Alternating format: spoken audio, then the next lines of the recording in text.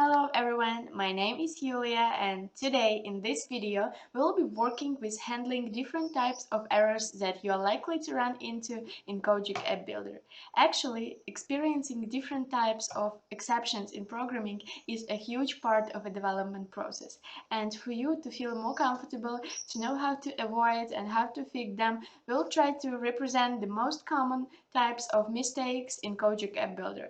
So here we have an application for make some simple calculations like to calculate the final price including some sale, and to perform this type of computation what we need to have a field to input the initial price for some item. Also we need some space to specify the value of a sale percent, and of course we need some field to store the result for the final price. And to perform the action of a calculation, we'll add some button, and let's give it a name, simply calculate. And we create an action for the click on this button, and let's call this action calculate with sale. And now we are ready to redirect to the code block editor. And here what we need to do is to perform the calculation for a final price, and to do that we set the field for a final price value equal to the result of a minus operation, which will have as parameters first of all the initial price value,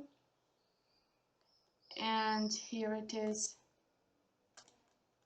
And also we need here to specify the value of a sale, but what we'll have if we will try to save and publish our application by forgetting to input some another parameter. What we will have is a message telling us that the blocks are incorrectly translated into code, and really trying to translate it to a Java code.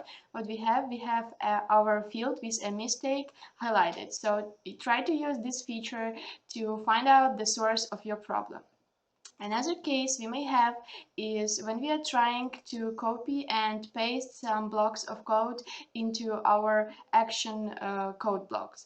For example, in our application we have the another page which is called price with a markup, which actually has the same kind of calculation with an action for this. And moving to the code block editor to look for this action, what we see is actually that this code block is similar to what we need, just to change some fields. And if we will try to copy this block and paste it in our function like this, and only changing the plus with a minus and the markup value with our sale percent value. And if we will try to now save and publish our application again, what we will get is the same message telling us that the blocks are incorrectly translated into code. But what is the reason of this exception is that the fields that we have copied from the another page have the references for the another objects and another pages, and we cannot proceed them in this field for this page. So what we need to do, we need to be careful with using copied blocks and always replace the fields for the items on our page, not the another one copied. So we really need to replace all the initial value and final price, everything with the fields for our page, not from the copied one.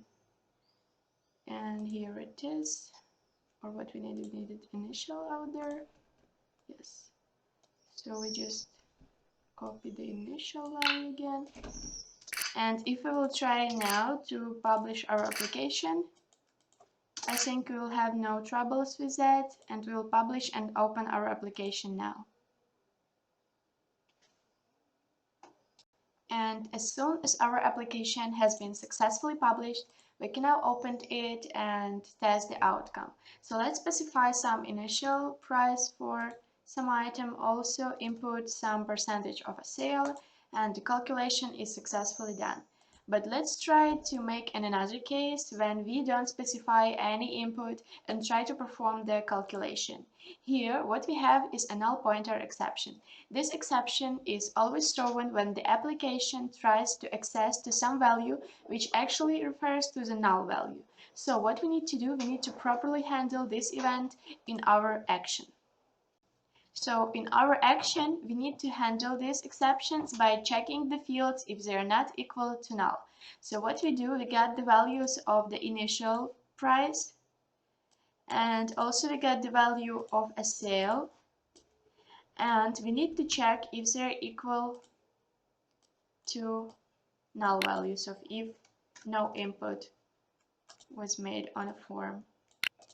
The same block of comparison we create for the sales field, comparing it to null.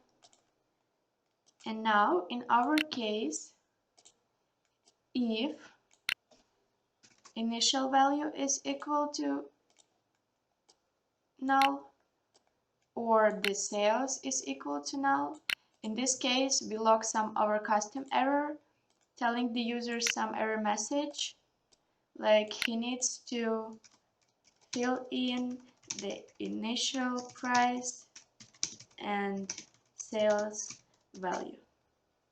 In other case, if those fields are not equal to 0, we add an else block, and here we can perform our calculation successfully.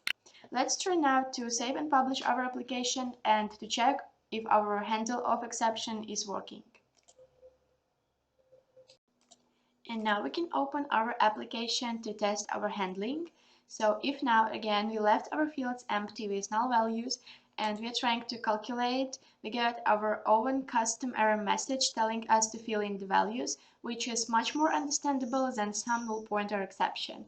And in all the cases when you have some troubles and mistakes in your code, you should always go to the personal jobs page to find out the place where the fail has happened, and clicking on a details button you can find out the whole message of our exception, find out the line of a code which was a source of a mistake, or even you can go to the block where the mistake was done.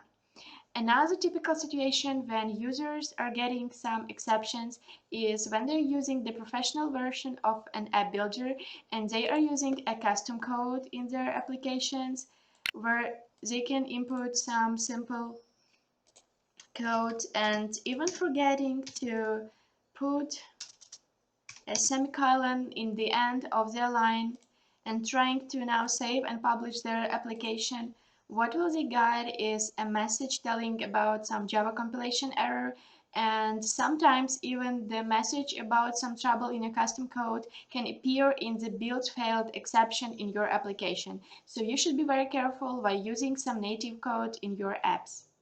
In case if your situation is really critical and you have some huge fail and have no ways to fix it, you can always go to your application management, and here you have the possibility to find out all the versions of your backups, and you can select some of them which will be working and try to restore.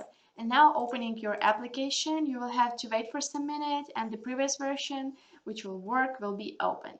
So hopefully this video was helpful for you and your experience with different exceptions and errors in Codejig App Builder will be better for you in the next times.